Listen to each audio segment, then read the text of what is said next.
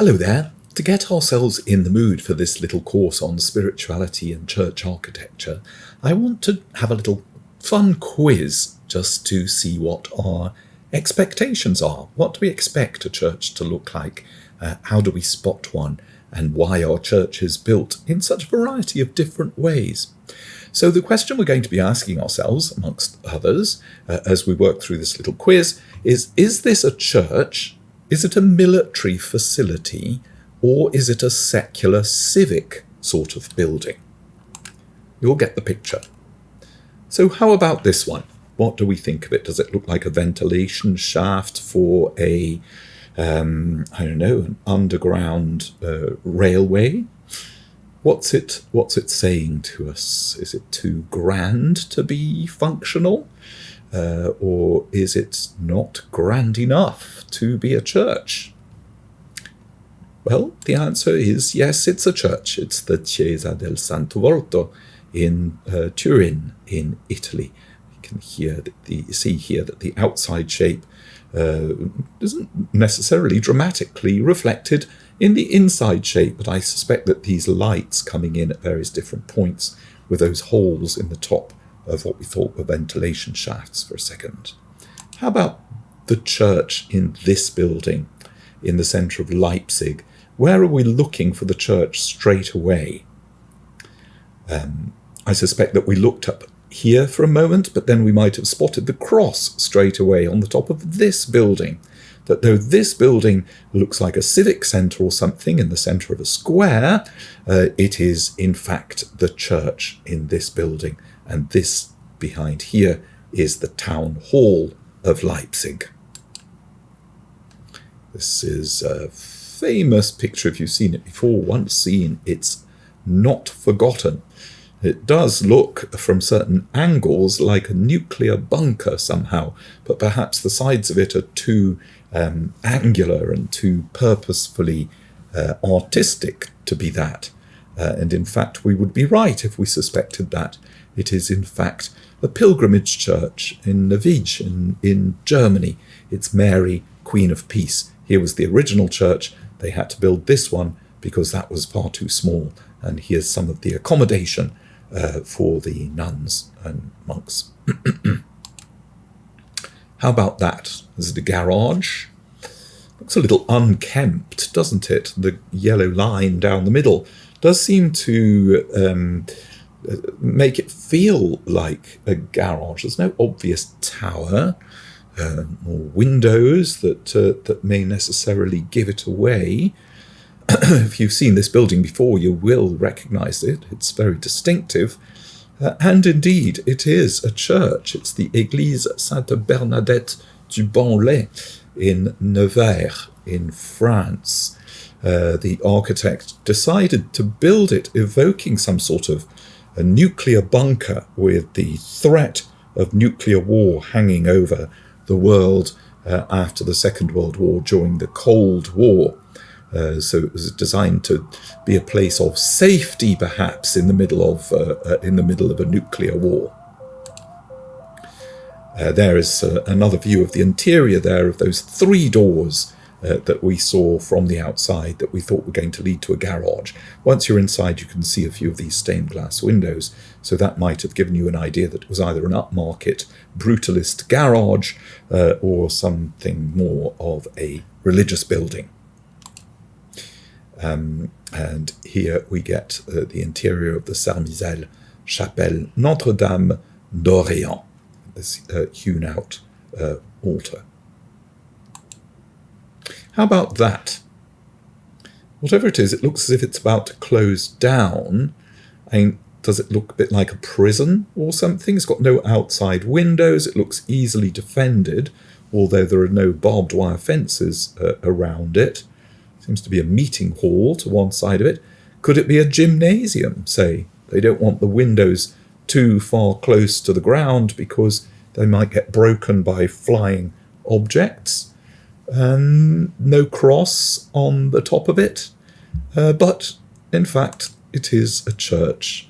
Vendeuvre-les-Nancy, the Église Saint-François d'Assise, the Church of St. Francis of Assisi not sure he'd be overly thrilled with that one.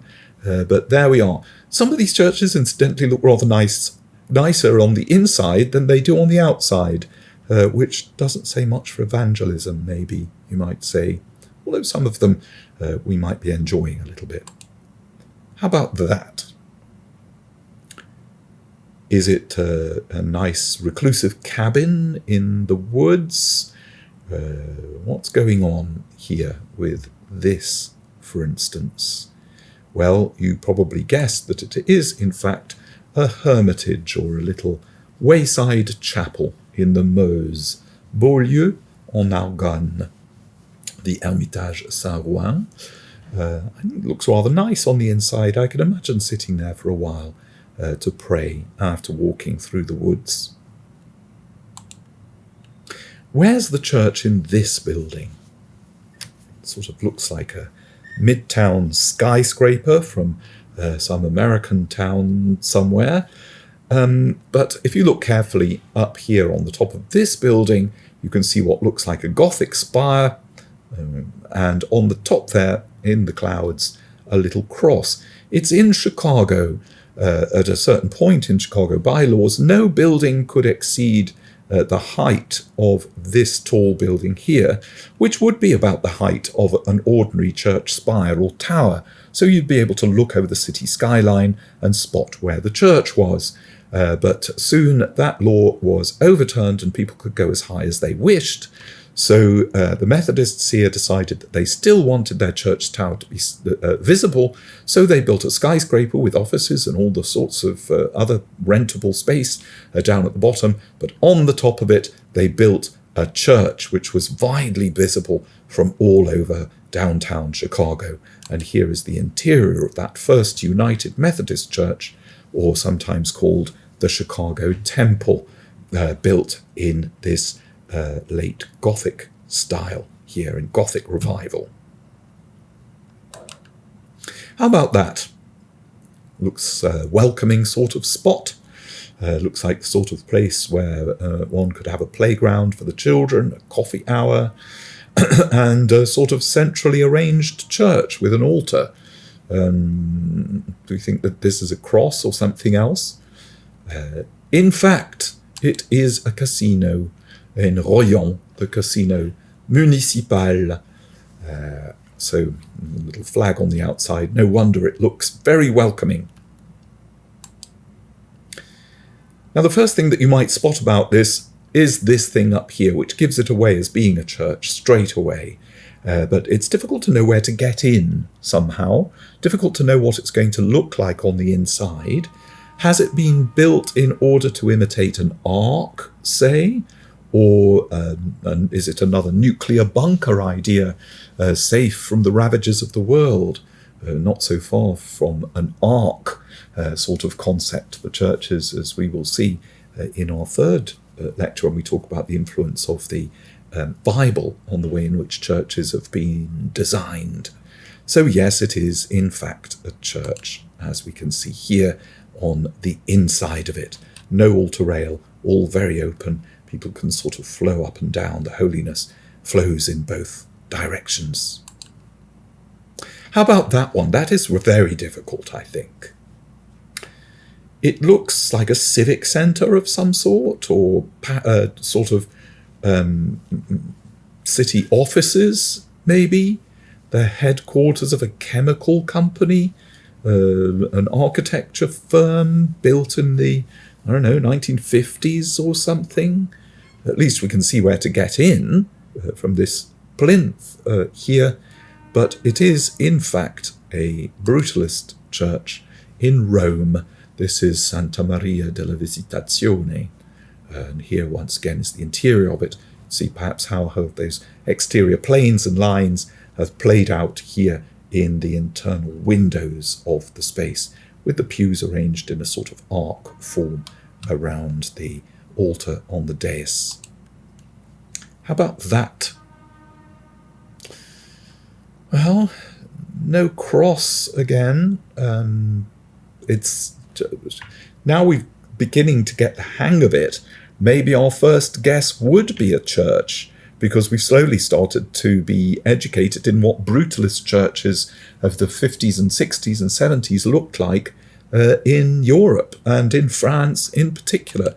And of course, we'd be right. This is one of the rare churches that looks worse on the inside than it does on the outside, maybe. But there it is. It's Villenave-d'Ornon, the Église Saint-Delphin. Rather more classically arranged interior, but it could be very easily turned into a cinema hall, couldn't it? It's a sort of white box. How about this? Is it a Costco? Is it a storage facility? Well, of course, the only thing that enables you to distinguish it from either of those things is this prefabricated spire that we've got on the building over here. The rest of it doesn't look like a church, and the only reason that we can identify it as such is that they've put an external indicator on it in this spire, which you can buy from catalogues to put on your own church or your own house if you fancy it. They're not very expensive either. You get cheap ones for about $6,000. Is that a church? Clearly it wants to be noticed. It soars up into the sky. This wonderful tower here. There's a little clock on it that's traditional on many church towers throughout Europe and here in America. But actually this is not a church. This is a... it's a civic centre. It's the civic centre. Here we have a thing that does look like a church. We can see that this is probably somewhere in mission-style California or southwestern United States. You would think it was a church from first glance. You might be a little puzzled by the fact that there's no cross on the top of here, but it is in fact a civic auditorium of San Jose Civic in California there. Some churches, in fact, are arranged in this style, and we will discover why and when they first started a little bit later on in the course. How about that one? Looks lovely. It's in a big town square, lovely stairs going up to it. We've got these classical columns and classical proportions on the pediment and the atrium. Is it a church or not? Well, it is not a church. It's the Civic Center in Guatemala City, right there. How about this question? Which one is a church building now? See how suddenly it's become slightly more difficult. Are both of them church buildings, in fact? If you push came to shove, you would probably guess that this one on the left-hand side would be the church because of the statues outside. But you can see that the way in which these two buildings are arranged, in terms of their columns, their pediment, their entrance door, the way in which the facade is broken up, they're very much of the same sort of architectural language. So what makes us say, church, and no, not a church? There is a cross on here, but no cross on here. Perhaps there's a very faint one up on the roof. Which one of these then is a church? Now we're moving into a different sort of architectural style. Is it possible for people who are not educated in Far Eastern architecture to be able to spot whether or not one of these is a church? How much of our cultural education in the language of church building enables us to spot what might be a church, whereas somebody not educated in our architectural tradition would find it a whole lot more difficult? So I'd be interested if you want to put something in the comments to say, yes, being of Asian descent myself, I know I can spot straight away which one is a church and which one isn't. But in fact, on the right-hand side we have a church, and on the left-hand side we have a Shinto temple. How about that? Looks very churchy, doesn't it? Got a nice solemn door, lots of glass and towery-looking things at the back. In fact, what we're looking at here is a converted power station in Russia that's now being used as a piano workshop in this vast area inside. How about this little building here? Is it a church? Is it a public lavatory? Is it a ventilation shaft? It's in Brighton. It's in Brighton. And I've popped this one in here just to demonstrate that it's not just Christians that use these odd, ambiguous styles for their church buildings. This is in fact the National Spiritualist Church in Overton, just outside Brighton in the United Kingdom. You would not be able to tell that this was a religious building of any sort without, I think, looking at the signposts. Where's the church here? This is an engraving from the late 1800s. Well, in fact, there isn't a church in this building. There's no church. This thing here is the Tower of the Royal Exchange, first stock exchange in the world. And over here we've got the Victoria Tower of the Houses of Parliament in London. So some of these buildings can be a little deceptive. How about that one? Once again, we can tell somehow that this is associated with China, Japan, or somewhere. Perhaps we can see, actually, if we look very carefully, a faint cross here covered by these vines. And you would be right if you said this one is a church rather than a Shinto shrine, although it was a former Shinto shrine. So I hope these little slides have enabled us to think slightly differently about what we're going to be looking at. And as we go forward over the next few sessions, perhaps we can ask ourselves how much of our own Western cultural language of architecture makes us think that a building is a church. How much of it is rooted in a fundamental understanding, a reading of the Bible, for instance, expressed in architecture. And with the exception then, if we take that, of a cross or a tower or stained glass windows or Greek columns or Gothic arches, what gives a building away as being a church? How do we know? And a third question I got up here is this: is any style of architecture suitable for a church? In other words, did churches take on styles that existed before and use them to make churches out of them? Or did churches invent a style of their own that was their own language that said, this is suitable for church building and this is not? It's a complicated question because we can see that Roman imperial architecture, Greek architecture, the Gothic vernacular, modern architecture, all of these styles have been used to build churches. But what came first? And is that an easy or a difficult question to answer? Another one here under the same lines is, can a church reflect human brokenness and heavenly glory at the same time? Some people will say no. The only thing that is broken that should go into a church is you and me coming into a church to find a place of safety and of redemption. The church should remind us of heaven. It should take us out of the brokenness and messiness and the jumble of the world and take us into a sacred space. So can a church sometimes look jumbled or unfinished with a rough-hewn altar, or a little bit messy, or looking a little bit like a nuclear bunker or something?